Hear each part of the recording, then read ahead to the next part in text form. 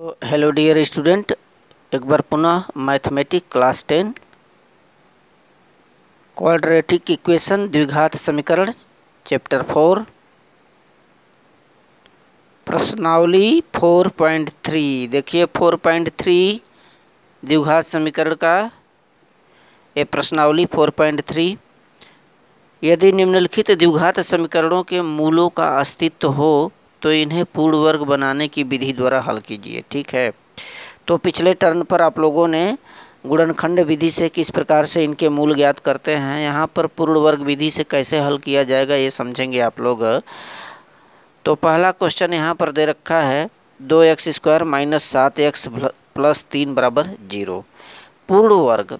ठीक है, आप लोग एक फार्मूला याद किए होंगे, a धन b पूरे का होल वर्ग बराबर a का वर्ग धन b का वर्ग धन 2ab, और a - b पूरे का होल वर्ग बराबर a का वर्ग धन b का वर्ग ऋण 2ab। तो पूर्ण वर्ग का तात्पर्य ये है कि इसमें जो पद दिए गए हैं इनका वर्ग हो। जैसे 2x है तो 2 का तो होगा नहीं, 4 यदि होगा तो 4 का वर्ग होगा। तो पूर्ण वर्ग का मतलब कि इनको वर्ग के रूप में हमें चेंज करके तब इनके मूल को हमें ज्ञात करना है। आइए इसके मेथड को समझिए। पहला क्वेश्चन देखिए, 2x² - 7x धन 3 = 0 लें। तो प्रश्नावली 4.3 का फर्स्ट क्वेश्चन यू सी दिया गया जो हम लोगों का इक्वेशन है, समीकरण है 2x² - 7x धन 3 = 0। ठीक है, इस रूप में ये समीकरण है और इस समीकरण को हम लोगों को पूर्ण वर्ग विधि से हल करने के लिए सबसे पहले हम क्या करेंगे, यहाँ पर देखिए जो पहला पद दिया है 2x² - 7x धन 3 = 0। तो पहला जो पद है इस द्विघात समीकरण का 2x² देख रहे हैं ना, 2x²। तो 2 का तो वर्ग होता नहीं, x² का तो ठीक है ये वर्ग के रूप में है, लेकिन 2 यदि 4 होता, 16 होता, 25 होता, 9 होता तो कह लेते कि इसका वर्ग हो जाएगा, लेकिन 2 आ गया, 2 का वर्ग होगा नहीं। तो सबसे पहले यहाँ पर जो भी अंक दिया हो इसको हटाने के लिए बस इसी का भाग देना पड़ेगा। ठीक है, यहाँ से 2 यदि हट जाता तो x² आता तो इसका वर्गमूल हो जाता। ठीक, तब हम ऐसी दशा में क्या करेंगे कि इसी 2 का इसमें हम भाग देंगे। अब नियम ये कहता है कि इसमें भाग जाएगा तो इस पद में भी, इसमें भी और यहाँ पर भी भाग, दोनों पक्षों में भाग हर पदों में देना पड़ेगा। ठीक है, वर्ग लाने के लिए यहाँ पर 2 है तो 2 का हम भाग देते हैं। ठीक है, इस समीकरण में 2 का भाग देने पर, तो जब 2 का भाग देंगे तो 2 कटेगा, x² आएगा, माइनस यहाँ से क्या आएगा, 7 में 2 का भाग देंगे तो 7/2 आएगा, ऋण 7/2x। अब प्लस 3 में यदि 2 का भाग देंगे तो 3/2 आएगा बराबर 0। तो सबसे पहले ये चीज़ आप रखें ध्यान में कि यहाँ पर जो पहला पद है यदि इसके पहले यदि वर्ग नहीं हो पा रहा है तो जो भी अंक है उसका भाग दे दीजिए। कभी कभी गुणा करने पर भी पूर्ण वर्ग हो जाता है, तो यह चीज़ ध्यान दें। तो यहाँ पर भाग देने पर ये हमारा समीकरण प्राप्त हुआ। अब आगे का स्टेप जो है हमें क्या करना पड़ेगा, यह चीज़ ध्यान दें। आगे हम यहाँ से जो बीच वाला पद है उसमें x का वर्ग धन bx, इसमें हम क्या करते हैं, इस x के गुणांक का आधा, देखें इस x का जो बीच वाला पद है इस x के गुणांक का आधा का वर्ग हम जोड़ेंगे फिर घटाएंगे, एक बार जोड़ेंगे एक बार घटाएंगे। ठीक है, जस्ट पहले स्टेप के बाद सेकंड स्टेप में ये करना है कि यहाँ पर x का गुणांक जो भी होगा, जैसे x का गुणांक देख रहे हैं ना 7/2 है, x का गुणांक 7/2 आया। ठीक है, भाग देने के बाद वाली कंडीशन, तो यहाँ जो भी गुणांक है x के पहले, तो इस x का जो गुणांक होगा उसका आधा करेंगे, आधा का वर्ग करके जोड़ेंगे और फिर एक बार घटाएंगे। देखिए कैसे हो रहा है। तो इस यक्स के गुणांक का जब आधा आप लोग करेंगे 7/2 का आधा का मतलब कि 1/2 का इसमें गुणा करना पड़ेगा। ठीक है, 7/2 में 1/2 का गुणा करेंगे तो कितना आएगा 7/4। आधा का मतलब 1/2 का इसमें गुणा करिए तो 7 एकम 7/2 दूनी 4। अब इसका वर्ग करिए, आधे का वर्ग जोड़ने और घटाने पर, तो 7/4 का वर्ग करेंगे तो 49/16 आएगा। 7×7 = 49, 4×4 = 16। ठीक है, 49/16 या 7/4 लिखकर वर्ग कर दीजिए। ठीक, अब इसको हम इसमें जोड़ेंगे और एक बार घटाएंगे। ठीक, एक बार जोड़ेंगे एक बार घटाएंगे, तो वही चीज़ यहाँ पर ध्यान से देखिए किया गया है। x² - 7/2x same to same उतारना है, प्लस अब यहाँ से प्लस हम क्या करेंगे 3/2 को बाद में भी रखेंगे। इसके जस्ट बाद इसका जो वर्ग आया है आधे का वर्ग यानी 7×7 = 49/16, एक बार जोड़िए एक बार घटाइए। किसी भी चीज़ में एक बार कोई चीज़ जोड़ देते हैं फिर उसी को घटा देंगे तो मान में कोई अंतर नहीं पड़ेगा और हमारा जो क्वेश्चन है वह भी सॉल्व हो जाएगा। ठीक है, देखिए एक बार प्लस कर दीजिए प्लस 49/16, एक बार माइनस 49/16। ये आया कहाँ से, ये 7/4 का वर्ग किए हैं। ठीक, या इसको 7/4 लिखकर इसका वर्ग भी लिख सकते हैं, या फिर 7×7 = 49/16। अब एक बार जोड़िए एक बार माइनस करिए, प्लस माइनस, प्लस 49/16 माइनस 49/16। अब प्लस यहाँ पर 3/2 उतार दीजिए सेम टू सेम बराबर 0। करेक्ट। आगे देखिए क्या करना है, आपको एक सूत्र पता होगा कि a का वर्ग धन b का वर्ग ऋण 2ab या a का वर्ग धन b का वर्ग धन 2ab। तो यहाँ पर देखिए बीच वाला पद माइनस में है तो ये सूत्र लगाएंगे। यदि यहाँ प्लस होता तो धन वाला लगाते, a का वर्ग धन b का वर्ग धन 2ab। तो यहाँ माइनस है तो यही फार्मूला लगेगा। इसका संक्षिप्त रूप क्या होता है, a - b पूरे का होल वर्ग। ठीक है, a - b पूरे का होल वर्ग। तो यह कंडीशन क्या है कि अब क्या हो गया, a का वर्ग धन b का वर्ग, b का वर्ग मतलब 7/4, 7/4 का स्क्वायर करेंगे तो इतना आएगा 49/16। a का वर्ग धन b का वर्ग ऋण 2ab, 2ab यानी ऋण 2ab करेंगे तो 7/2x आएगा ही आएगा। ठीक है, तो इसका संक्षिप्त रूप यहाँ से इसका संक्षिप्त रूप इतना आएगा, a - b पूरे का होल वर्ग यानी x - 7/4 पूरे के घाते 2। ठीक है, x - 7/4 पूरे के घाते 2 के रूप में इसका संक्षिप्त रूप आएगा। करेक्ट, ये समझना बहुत ही आवश्यक है आपके लिए। ये समझ जाएंगे तो क्वेश्चन आपका सॉल्व हो जाएगा।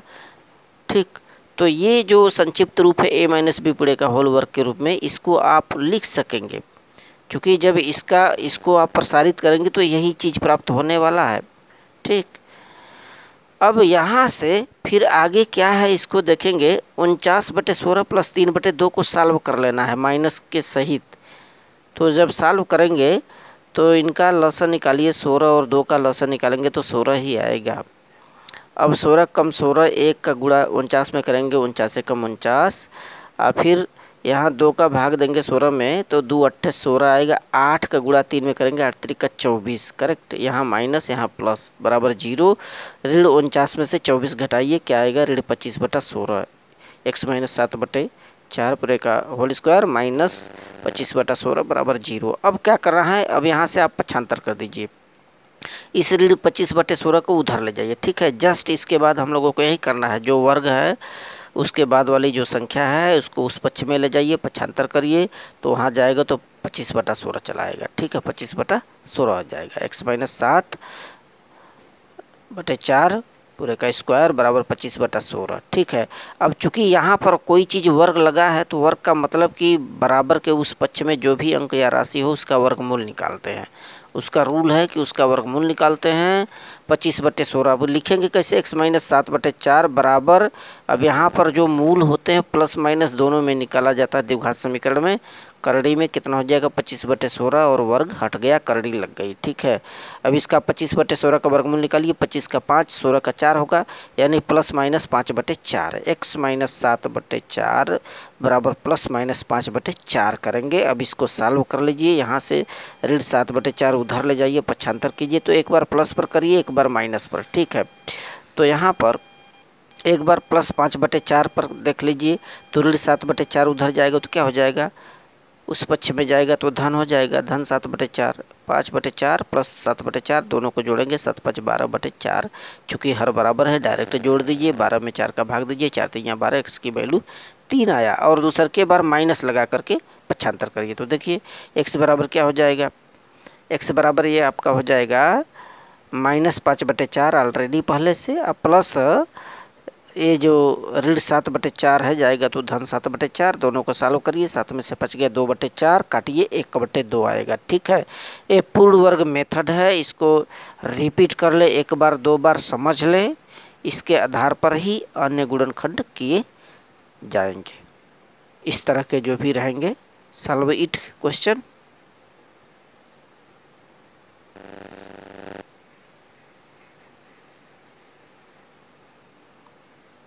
नेक्स्ट क्वेश्चन यू सी, यहाँ से देखिए question number 2 same to same 2x² plus x - 4 बराबर 0, इसी तरह से सॉल्व करना है।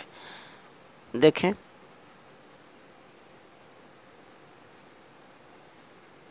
तो सबसे पहले क्वेश्चन 2x² प्लस x - 4 बराबर 0, यहाँ पर भी देखें 2 लग गया, 2 लग गया मतलब 2 का भाग देना ही पड़ेगा, 3 होता तो 3 का देते।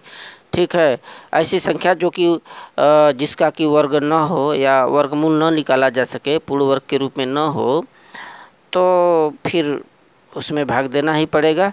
तो 2 का दोनों तरफ भाग दीजिए तो ये आएगा x² प्लस x/2 माइनस 4 में 2 का भाग देंगे तो क्या आएगा 2, x के पहले 1 है तो 1 में भाग देंगे यानी x/2 लिख सकते हैं या 1/2। ठीक है, अब क्या होगा कि पता है आपको कि यहाँ पर बीच में जो भी पद होगा x के गुणांक यानी 1/2 है, 1/2 का आधे का वर्ग करेंगे तो कितना आएगा 1/4, 1/4 को जोड़ने और घटाने पर। ठीक है, यहाँ फार्मूला आपको दिया गया है, a का वर्ग धन b का वर्ग धन 2ab बराबर क्या होता है a धन b पूरे का होल वर्ग।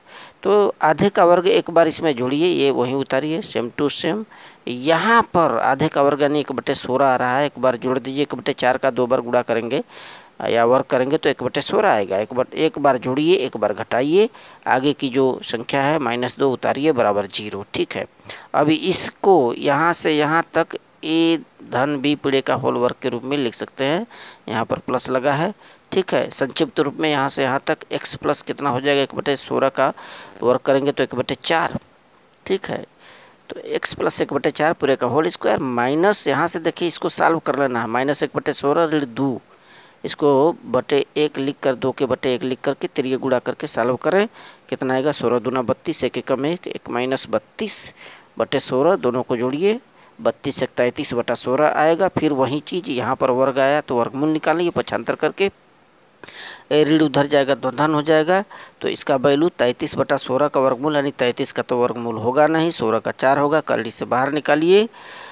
ठीक है, पक्षांतर कीजिए, यहाँ से यहाँ प्लस माइनस दोनों लगा है, एक बार प्लस पर चेक करें माइनस पर, तो प्लस पर देखेंगे तो x बराबर क्या आएगा प्लस 33/4, इधर से प्लस 1/4 जाएगा तो -1/4 हो जाएगा, दोनों को हर बराबर है इसलिए वहीं रहने दीजिए, 33 - 1/4। इसी प्रकार से माइनस पर चेक करेंगे तो ये आएगा -33 - 1/4 and it is the next question.